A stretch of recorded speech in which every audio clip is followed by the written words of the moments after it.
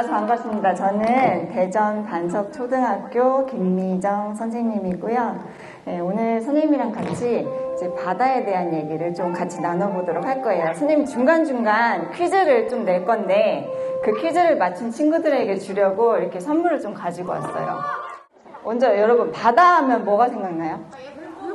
물고기 생각나죠? 네, 그럼 우리 바다 속에는 어떤 것들이 있는지 먼저 한번 볼게요. 바다에서 가장 오래 사는 것은? 난 대왕고래. 지구에서 가장 큰 동물이지. 게다가 100년이나 살아. 원래 인간들은 나보다 훨씬 적게 살았는데 요즘은 100세 시대니 뭐냐면서 나만큼 오래 사는 것 같더라고. 그런데 문득 궁금해졌어. 바다에 있는 다른 애들은 얼마나 살지? 조금 느긋한 철갑상어네. 이봐, 너는 어때? 난 인간들이 아주 좋아하는 철갑상어 캐비어라고 들어봤지? 난 인간들한테 잡히지만 않으면 50년까지 살아. 할아버지! 할아버지는 어떠세요? 그래. 너 대왕고래구나. 어릴 때 봤는데 많이 컸구나. 내 이름을 봐도 알겠지만 내가 바다에서 제일 오래 살아. 난 150년까지 살거든. 자, 대왕고래 몇 년? 100년, 철갑상어는 50년, 잠수거북은 150년을 산다고 해요. 근데 바다에서 이거보다 더 오래 사는 게 있대요. 뭘까요? 퀴즈.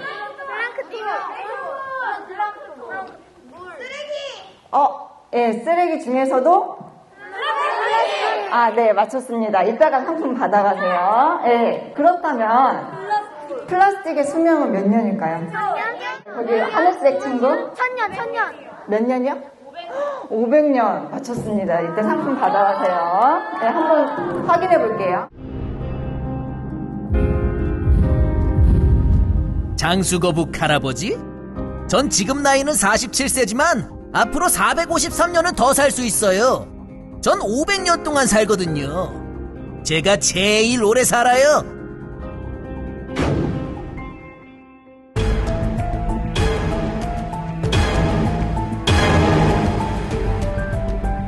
지금 한가하게 수명을 물어볼 때가 아니야. 우리가 제일 오래 사니까 갈수록 많아지고 있거든. 그만큼 너희들은 점점 살 것이 없어질 거야.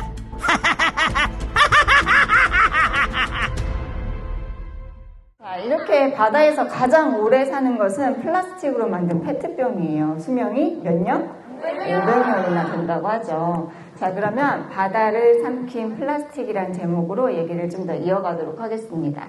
자, 여기 지도가 있어요. 아시아, 북아메리카, 오세아니아, 남아메리카 이 대륙으로 둘러싸인 저 가운데 바다의 이름은 무엇일까요? 자, 여기 여학생 태평양 맞습니다. 자, 이 태평양인데요. 지구에 있는 5개의 커다란 바다 중에서도 가장 큰 바다인 태평양이에요. 근데 이 태평양에는 지도에는 없는 어떤 섬이 있다고 해요. 그 섬의 이름이 GPGP라고 합니다. 섬의 이름이 뭐라고요? GPGP는 영어 단어 4개로 이루어진 이니셜이에요. 거대한, Great, 태평양, Pacific, 쓰레기, Garbage, 지역, Patch. 그래서 거대한 태평양의 쓰레기 지역이라는 뜻입니다. 하와이와 미국 캘리포니아 사이 태평양을 떠다니는 거대한 쓰레기 섬입니다. 한반도 면적의 7배 크기로 대부분 플라스틱 쓰레기로 가득합니다. 자, 이 쓰레기 섬이 남한과 북한을 합친 우리 한반도 면적의 7배에 달하는 크기래요. 엄청나죠? 예, 근데 이 또 쓰레기 중에 대부분이 플라스틱으로 이루어져 있다고 해요. 이렇게 바다에 플라스틱이 많으면 어떤 문제점이 있을까요? 해양생물들이 고통받고 또 생명의 위협을 느낄 것 같아요. 한번 어떤 고통을 받는지 한번 볼게요. 코에 긴 빨대가 박힌 거북이, 20kg이 넘는 플라스틱 쓰레기들을 먹고 숨진 고래. 자, 사람이 무심코 버린 플라스틱 쓰레기 때문에 이렇게 바다 동물들이 목숨까지 잃고 있습니다. 최근에 멸종 위기종 바다거북을 바다에 돌아가서 번성하라고 풀어줬는데 열하루 만에 역시 뱃속에 플라스틱 쓰레기가 잔뜩 차서 죽은 채 발견이 됐습니다. 얼마나 괴로웠을까요? 김관진 기자입니다.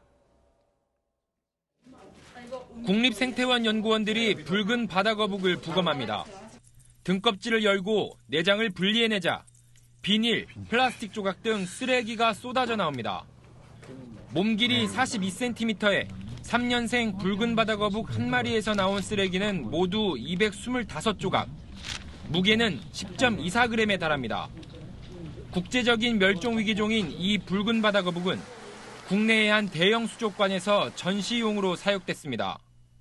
그러다 지난해 8월 개체수 회복을 목표로 다른 바다거북들과 함께 제주 앞바다에 방류됐습니다. 연구진은 위치 추적기와 개체 인식표를 바다거북 등껍질에 부착해 방류 이후 움직임을 확인해 왔는데 제주 앞바다에서 출발한 바다거북이 부산 연안에 이르러 움직임이 멈췄고 결국 방류 11일 만에 플라스틱 쓰레기를 잔뜩 먹고 폐사한 상태로 발견된 겁니다. 바다거북은 삼킨 먹이가 역류하지 않도록 식도 안에 돌기가 발달해 있어 플라스틱 쓰레기를 삼키면 뱉을 수 없습니다. 연구진이 최근 2년간 죽은 채 발견된 바다거북 38마리를 부검한 결과 20마리의 소화기관에서 플라스틱 쓰레기가 나왔습니다. 쓰레기가 장기를 뚫어가지고 구멍이 생기는 경우에 장천공이 발생하는데 그러면 쓰레기들이 장기 밖으로 나와서 이 복강을 돌아다니면서 염증을 일으키게 되거든요. 갈수록 심각해지는 해양 플라스틱 쓰레기 문제. 플라스틱 사용을 줄이는 등 근본적인 해법을 찾지 않으면 바다 거북만이 아니라 인간에게도 큰 위협으로 돌아올 겁니다. SBS 김관진입니다. 자, 마지막에 뭐라고 했냐면 플라스틱을 줄이지 않으면 동물들뿐만 아니라 인간에게도 큰 위협이 될 거라고 했어요. 아까 소개해주신 선생님께서 얘기해 주셨는데 왜 이게 인간에게까지 위협이 될까요? 지구온난화? 네, 왜요? 네, 맞아요. 그래서 인간을 위협하는 뭐라고요? 미세 플라스틱 많이 들어봤죠? 네, 그게 얼마나 심각한지 한번 보여줄게요.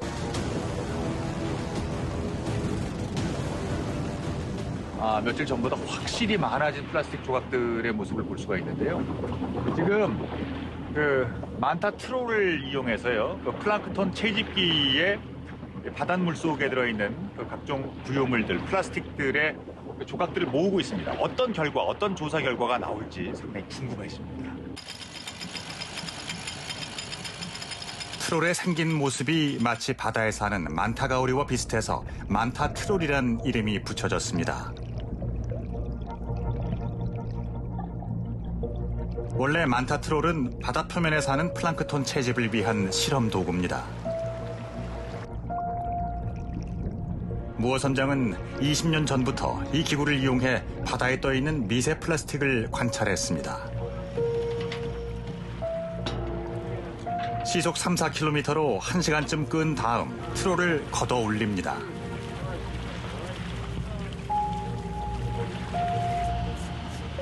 가로 1m의 트롤 구멍을 통해 걸려든 미세 플라스틱의 양은 무척 많았습니다.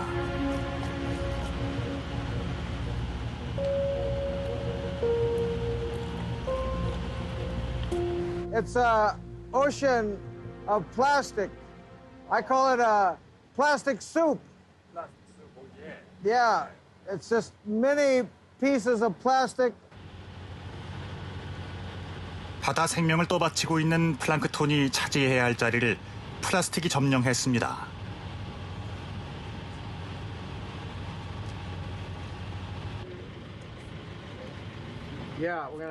문제는 이곳에 서식하고 있는 물고기입니다. 플랑크톤이 점차 줄면서 물고기의 먹이가 사라지고 있기 때문입니다. 심지어 잘게 쪼개진 플라스틱은 물고기의 먹이가 되고 있습니다. The amount of plastic particles out here is extremely alarming. Because now we know that these plastics break down into these nanoparticles, very, very, very small particles. So the chances are that not only are those particles more common and affecting more animals, but that they get deeper into the organism. 작은 물고기가 점차 줄면서 큰 물고기도 작은 물고기 대신에 플라스틱을 먹이로 택합니다.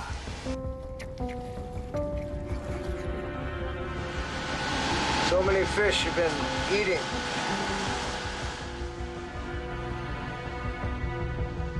자, 그럼 이 미세 플라스틱이 어떻게 인간을 위협하는 거예요? 물고기들이 미세 플라스틱을 먹이처럼 먹어요. 그러면은 그 어류를 잡아서 사람이 먹으면 그 인체에, 그러니까 체내에 그 미세 플라스틱이 고스란히 들어와서 면역 체계를 무너뜨린다거나 이렇게 아주 치명적인 해를 끼치게 되는 거예요. 자, 우리나라 1인당 플라스틱 배출량은 세계에서 몇 위일 것 같아요? 맞춰볼까요? 3위예요, 3위. 자, 우리나라 1인당 플라스틱 배출량이 1위가 어디냐면 미국, 2위는 영국, 그 다음 우리나라가 세계 3위인데요. 우리나라 사람 한 명이 1년 동안 88kg의 플라스틱을 배출한다고 해요. 어마어마한 양이죠? 북태평양 한가운데 한반도 면적의 7배에 이르는 쓰레기 섬이 있습니다. 세계 곳곳에서 흘러온 쓰레기들이 쌓여서 어마어마한 규모의 섬을 이룬 건데 여기서 한글이 적힌 플라스틱 쓰레기가 처음으로 발견됐습니다. 유란 기자의 단독 보도입니다. 그린피스 환경감시선이 일명 쓰레기 섬을 찾아 태평양을 항해합니다. 탐사보트로 바꿔 타고 쓰레기를 조사하던 일행이 뜰채로 건져 올린 하얀 플라스틱 통을 살펴봅니다. And then Kim, I don't know if you can make this out on the bottom, but it's definitely not. It's not English. Is it Chinese? Japanese? Oh, that's shame. That's Korean. That's Korean. Yeah. 항해사인 한국인 김현식 씨의 눈에 띈 것은 한국의 한 식품업체의 플라스틱 용기입니다. 한글이 또렷하게 보입니다. 10,000km나 떨어진 북태평양 한가운데서 처음으로 한국 쓰레기가 확인된 겁니다. 자, 우리가 배출하는 플라스틱이 흘러서 태평양에서 이렇게 발견된다고 하니까 어떤 생각이 들어요? 플라스틱을 좀 어떻게 해야 될 것 같아요, 우리가? 좀 줄여야 될 것 같죠? 자, 그럼 어떻게 우리가 플라스틱 사용을 좀 줄일 수 있을까요? 자, 그럼 선생님하고 한번 따라서 읽어볼게요. 텀블러 혹은 머그 사용하기. 장바구니 사용하기. 일회용 빨대 사용하지 않기. 최대한 재활용하기. 아까 친구가 말한 것처럼 분리수거도 하면 좋을 것 같아요. 자, 선생님이 아까 맞춘 친구들한테 선물 준다고 했죠. 선생님이 가지고 온 선물들이 뭐냐면 제로 웨이스트 제품들이에요. 이게 뭐냐면 제로가 뭐예요? 제로. 0. 웨이스트가 뭘까요? 웨이스트는 쓰레기예요. 아까 갈비지처럼 쓰레기인데 이렇게 쓰레기 배출량을 줄이는 친환경 제품을 제로 웨이스트라고 해요. 선생님이 가져온 제품들이 어떤 것들이 있냐면 자, 플라스틱 대신에 대나무로 만든 칫솔이에요. 대나무는 하루에 1m씩 자란다고 해요. 그래서 이제 칫솔로 만들어 사용하기에 좋다고 해요. 그리고 이제 수세미 열매로 만든 천연 수세미와 그걸 찝어서 사용할 수 있는 집게. 그리고 주방 세제를 플라스틱 용기에 담지 않아도 되는 이제 설거지 비누와 또 수세미 열매로 만든 비누 받침입니다. 그리고 미세 플라스틱 걱정이 없는 천연 면으로 만든 샤워볼이에요. 요거는 또 삶아서 사용할 수 있어서 굉장히 위생적이라고 해요. 그리고 여러분들이 좋아할 만한 땡땡쭈도 가지고 왔습니다. 자, 그러면 오늘 선생님이랑 짧은 시간 이렇게 얘기를 좀 해봤는데 그러면 선생님 강연은 여기까지고요. 고맙습니다.